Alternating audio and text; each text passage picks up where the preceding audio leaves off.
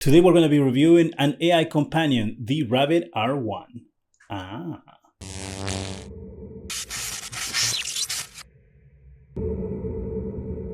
Hi, welcome to ZGadgetReview, the Rabbit R1. I've been playing with these things for a couple of weeks, almost a month actually, to try to figure out how I can talk about this and review it, because it is a weird experience to use this thing. This device, all it does is work with AI. If I'm not mistaken, Rabbit uses some parts of ChatGPT, but it's mostly their own thing. Let's talk about the hardware first. The Rabbit R1 is made out of plastic. The whole thing is plastic. Even the screen feels like plastic. The lens also feels like plastic. The grill is also plastic. I thought that it was metal when I first had it, but it's not. The whole thing is plastic. The wheel doesn't have any feedback on it, so it just rolls. It would be nice if the wheel has some sort of tactile feedback where it felt like you were going through different things. Now you have a USB-C port here for charging. You have your SIM card tray right here. If you want to put cell service on this thing, you can do that. Then you have your screen here. You have the two mics right here. You have this button, which is your push to talk button. This is the way you are going to interact with this most of the time. I would say 90% of the time. You are able to type. So if I flip it here on its side. Tell me about 1995. Yeah, so as you can see, it's giving me answers. And if I want to stop it, I just turn it back around and there it is. Then you have a camera here that you double press here and the camera opens and it flips. As you can see the camera right there. And if you want to switch it around, push up on here, and then you can see me double press and it goes away. It feels okay in the hand. It doesn't really dig into anything when you're holding it, because even though the edges are kind of sharp here, the roundness of the corners makes it easy to hold without, worrying about this thing digging into your hand. It does feel delicate. I do feel like if I was to drop this a couple of times, that this thing will probably break. I'm really concerned about the camera over here, because as you can see, it's just like a plastic tube that holds the camera and it doesn't look that sturdy. It comes with this great protective case that is one of the best things that I've seen a product include. What I really like is that you can put your device here while you're carrying it around. It's going to be protected. I personally will not walk around with the Rabbit R1 without this. Let's move on to the experience using the device. And this is where I have my issues. Number one is there isn't any sort of literature how to use this. And you kind of saw that when I did the unboxing. There's no charging cable, which I'm good with. And the device comes without a charge. So you cannot turn it on and start using it. That's where the first issue comes in. Because this doesn't explain to you how to use it at all. Not even when you turn it on. You're literally fumbling with the device. It has a touch screen, as I've shown you, because I can type things there. But the touch screen doesn't work for anything except when you're typing and when this allows you to type something in. For example, if you're adding your Wi-Fi, so the touchscreen deactivates the moment it stops allowing you to input text, which, if we're talking about people my age and younger, when you are presented with a device with a screen, your first instinct is going to be to touch the screen to try to make it work. Well, activating this thing was a pain that I don't wish on anyone, because what it does is you turn it on, tells you go to the website. It gives you the website address, and then it gives you a QR code on the screen, and then you activate it using a QR code. This thing will not focus on the QR code, which meant that I could not get it to activate. And I spent probably 15 to 20 minutes trying to figure out how to activate it, because the explanation on how to activate it is not that easy and it's not done directly on the device. Why would you do that in 2025 when everybody's used to activating a cell phone in their pocket in 2 seconds? From the get-go, you're making the experience cumbersome. Now, how do you use this thing? This QR code takes you to the website that gives you a rather rudimentary, let's say, tutorial on how to use this thing. This wheel controls everything on the device. To me, that is an issue of design who decided arbitrarily that they were going to force people to use this thing the way they wanted to use. And I guess you could say, yeah, well, that's fine. That's their right because it's their product. But if you're selling a product that is supposed to be for the public, you cannot force people to use things the way you want them to use it when there's a long history of how people are used to using things. And then my next problem is the website. Before we move on to the website part, I want to show you some of the things that I did with the Rabbit R1. I went to the beach. Hindsight was a mistake because of the wind. The sound isn't great. I have everything subtitled so you'll be able to read it. This might be a horrible idea. I'm in the beach today. I am going to be testing out the Rabbit R1 to see how that operates. And why the beach? Because I figure why not? It's a different setting. The sun is out. My hair's a mess. And I also have Benson right here with me. So I'm going to use him for some tests for the AI stuff. So the Rabbit R1, we're going to be testing today and we're going to see how it works out here in the sun. I can tell you that the screen is pretty bright. I don't know if you can see it there. Whatever brightness I have it on right now is good enough to see what I need to do. So let's just flip the camera around and do this thing. So I'm going to talk to the Rabbit R1, and for that I just hold the button here on the side that is the tap to talk button or push to talk button. Where am I right now? You are currently located at 5000 East Ocean Boulevard, Long Beach, California. If you need any assistance related to your location, feel free to ask. We're going to use the camera, so double tap for the camera. Here we have the camera working. I don't know again if you can see it. I'm going to ask it about this dog. What is it that you see here? What kind of dog is that?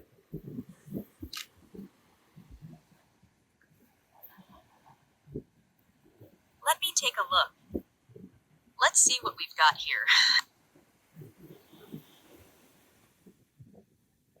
The description showcases a dog on a sandy beach, wearing a harness and leash. The dog has a rough, wiry coat, mostly brown with some white on its head and neck. It appears to belong to a terrier breed, possibly a mixed breed with terrier characteristics. Footprints are present in the sand, and some seaweed is visible in the background, while the dog looks towards the water. Okay, so that's actually pretty cool that you gave me all this, like it was able to describe all of that. You gave me the location of where I am. I don't know if that's the actual address of where I am, but I am in Long Beach at the dog beach. I don't know if, again, that's the exact address of here, but that's where we are. Can you tell me what beach this is?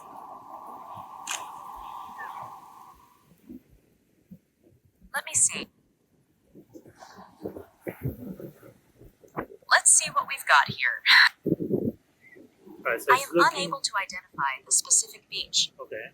If you have any other identifiers or landmarks. So there's like an oil refinery over there. I want to see if we can see the oil refinery there.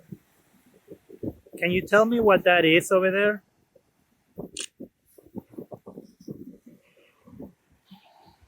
Taking a look now. Let's see what we've got here.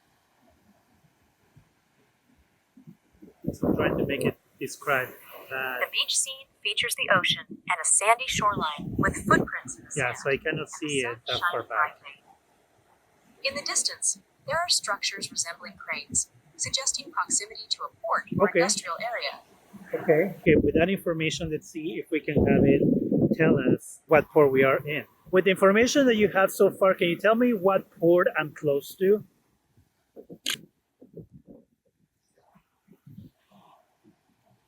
Let me take a look. So as you can see, it takes a little The while. photo shows a beach scene with a sandy shoreline and gentle waves. In the distance, there are several structures that appear to be cranes, suggesting the presence of a port or industrial area nearby. Okay. The sky is clear and the water is calm, indicating a sunny day. There is no specific landmark immediately identifiable, but the cranes might suggest you are near a harbor or shipping area. Okay, so with all that information, I still can tell that I'm close to the port of Long Beach, which is where I'm close to. I would expect that with the information that it has already from the picture and knowing that I'm by a port, my location and address and all that, that it will say, you're close to the port of Long Beach, which of course hasn't figured out yet. That is interesting. Also, notice a delay when you're asking it questions, and like especially from images, it takes a while to process that information. I'm going to try to do it just by voice and see if it's any faster. Do you know what port I'm close to right now?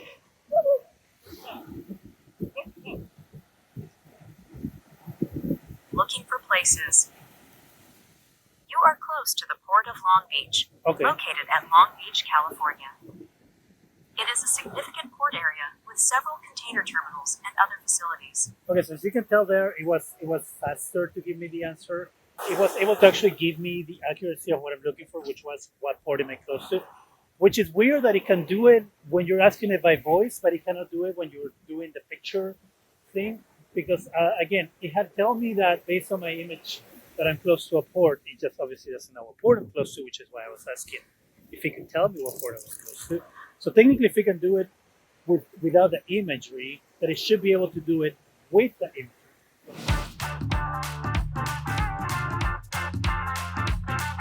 I am by a bunch of dogs, so what I want to do is using the camera and ask what kind of dog these dogs are, see if he can tell me. I was able to tell me what kind of dog Benson is, which is a terrier mix. I don't know exactly what he's mixed with. What kind of dogs are those?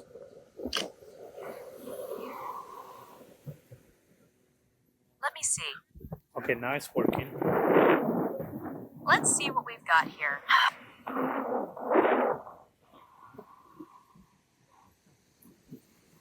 The description shows 2 dogs at the beach.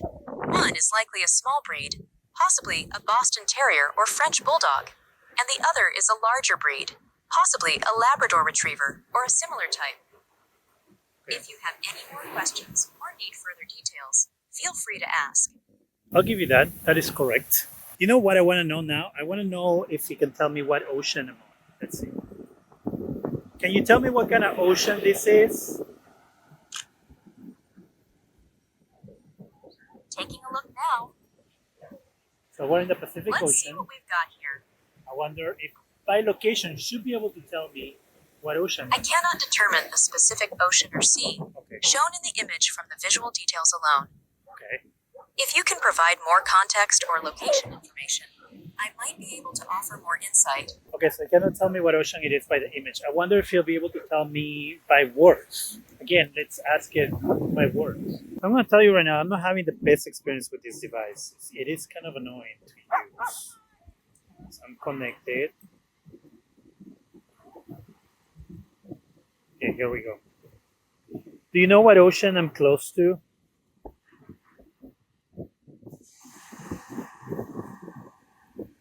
Looking for places. You are located close to the Pacific Ocean while in Long Beach, California. Okay. Here are some nearby oceanfront spots you can visit.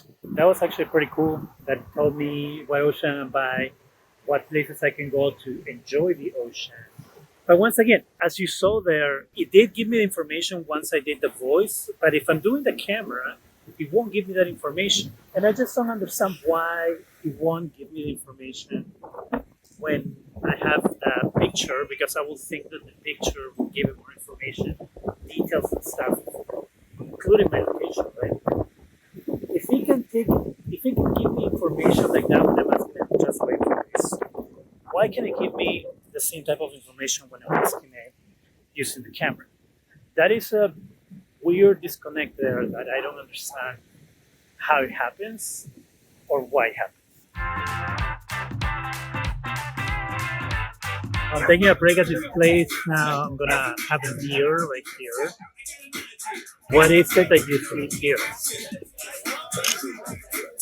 I have it right there. It didn't work again.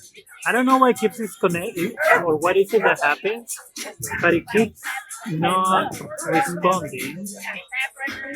So let me scroll here, go into the network, and it is connected to my phone right now. That's what I'm using to give it internet because I don't have a separate SIM card for this thing. And let's try it again. Camera is on. I'm gonna ask it, what is it that you see here? Taking a look now.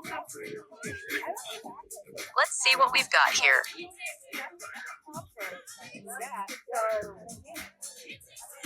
The description indicates a person holding a glass mug filled with beer, topped with a frothy head, in an outdoor setting that possibly resembles a beach or patio. So that's good. I wonder if you can tell me what kind of beer it is. Can you tell me what kind of beer this is? So this is what it's seen. Let me take a look. Let's see what we've got here.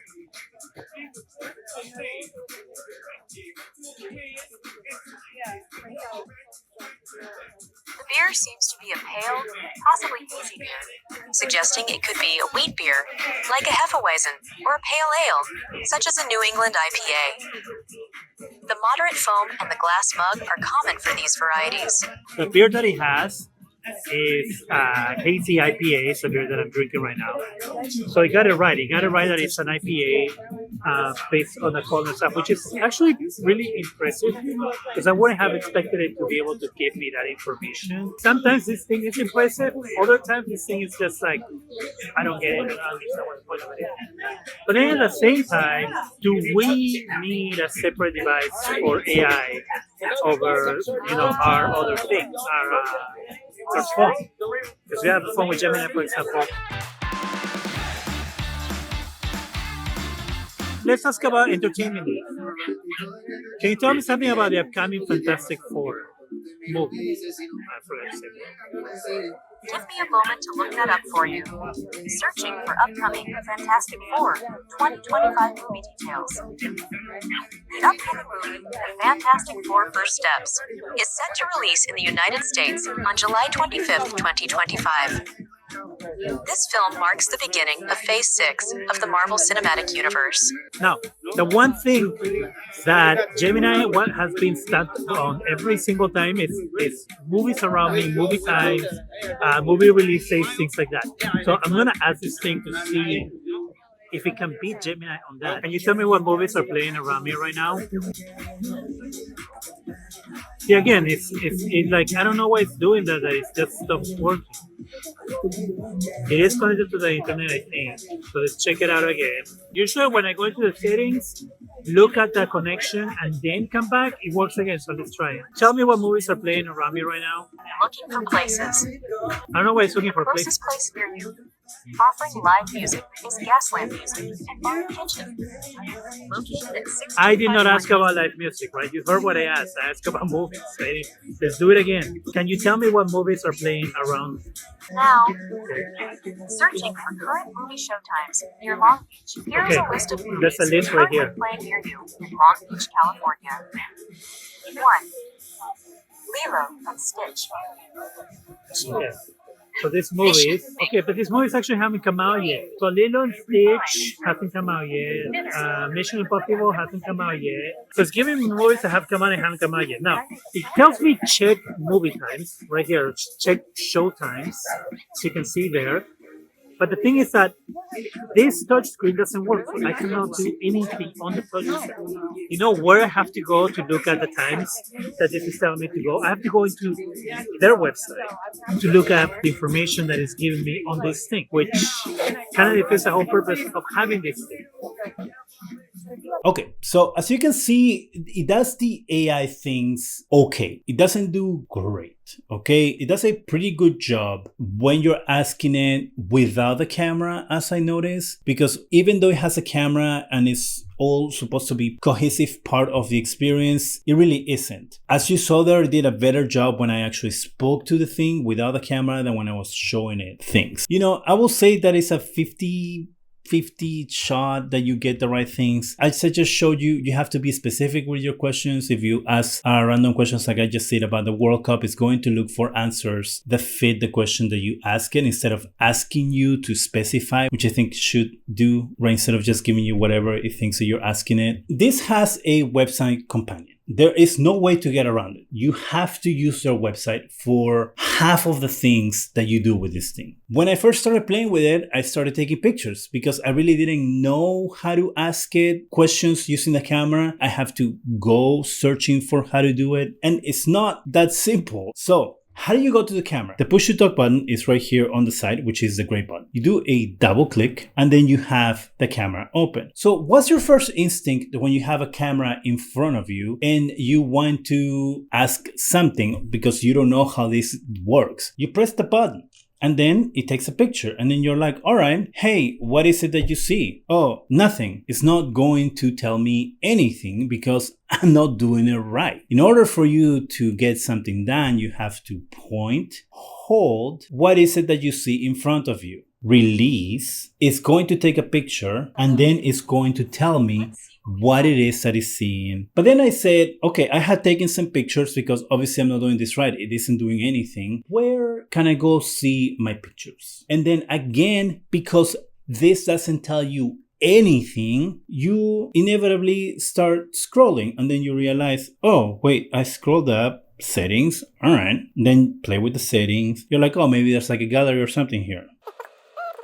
No gallery. Here's how I figured out how to get to my gallery, to my pictures. Turns out they are not here. You won't be able to see your pictures here. You have to go to their website to look at that. Here we are on what is called Rabbit Hole. That is your account with the Rabbit R1. Here's where everything that happens on the device gets sent to. Here it gives you, this welcome and it gives you some information. Here you have your intern. Your intern is like your assistant, let's say, that allows you to have tasks done in the background. So for example, here you can create a real estate research and research for Shogun. So it gives you things here that you can put. So you will write your prompts here and tell it what you want it done, and then it will go ahead and do it. Now then we have your journal. This is always here. I'm going to go ahead and dismiss. Here's pretty much a history of everything that you've done on your R1. Anything that you have asked it, any pictures that you have taken or anything like that will be here in your journal. So we're going to look at my main 10th journal, and here we're going to see the pictures that I took the first time that I used the device. So here's a selfie picture.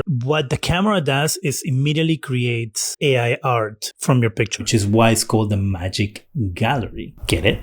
So you're not going to see the picture that you took. If you want to see it bigger, it's there. And it always has a little rabbit hidden somewhere in the picture. The original is that one. I look worried there. And as you can see, the camera is in very good quality. If there was a lot of light in the room, I think that one looks better. Here's a picture of my dog that was next to me. And as you can see here, it created a little cartoon and it has the rabbit there in the corner. Here's what the original looks like. So if you want to see it for comparison. Now, to me, it's an issue that you cannot find your pictures on the device and that you have to go into a website. That to me makes no sense. So then I was like, okay, well, this is supposed to be able to tell me recipes for food when it looks at ingredients. So here's one example of me trying that. And so can you give me some recipes of what I can make with this? And so it gave me recipes, bean burritos, ingredients, instructions. As you can see there, it doesn't really give me links to the recipes. And also it doesn't really give me a recipe. Recipes require amounts and quantities of the ingredients that you're using and cooking time and all those things that clearly is missing in these structures right here. I wouldn't call these recipes. I will call these more suggestions. Even the thing that is advertised to do, it doesn't really do well. Here's me asking it what beach this is from when I was showing you when I was in the beach in Long Beach. And as you can see, every time you ask it something using the camera, it takes a picture of that thing that you had a question about and putting it into your journal. Now, if we look for those movie times that I mentioned, it did give me these links that says check show times when I was on the device. The problem is that I cannot click on the device because the touchscreen for some reason is useless unless you're typing. And if you want me to walk around with this thing, as you have mentioned on your promo, if you want me to use it every day while I'm out and about, the moment I have to go to your website to look at the information you're providing me on the device, is the moment that it stops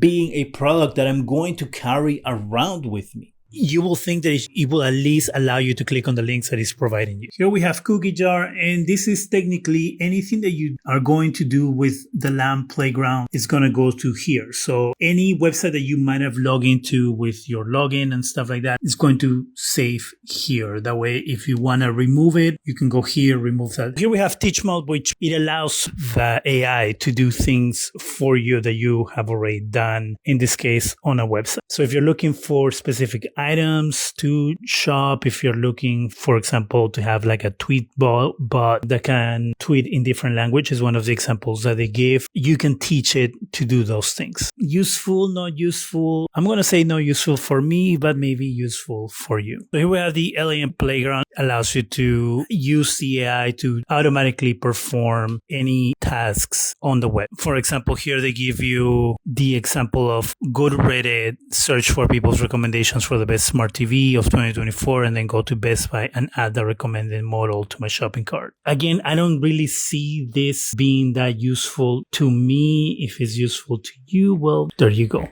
What else can I do? Maybe if I scroll down. Oh, arcade. Does this have games? What is that? I have a bunch of carrots here. Gonna cost me 10 carrots. Okay. Oh, wait. Sorry. I cannot touch the screen because this thing does not work with the touch screen. So what do I do here? Do I move up, move down, move up? And as you see here, there's this little wheel here. It's filling up from gray to orange. Okay, something happened. Shake to open. All right. Okay, I got a hat. So now my rabbit has a hat.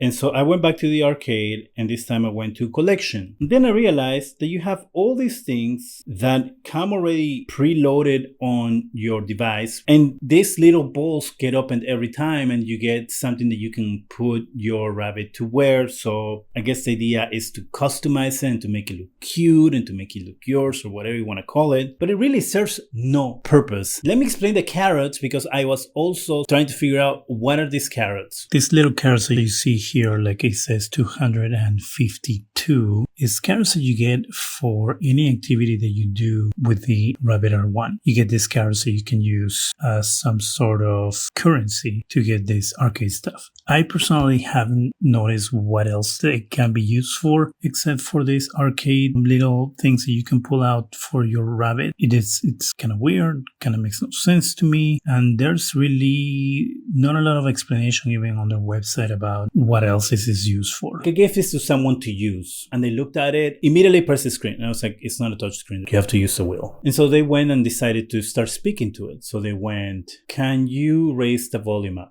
The volume is increased. Can you take me to the settings? It's gonna take forever to do. Can you open the camera?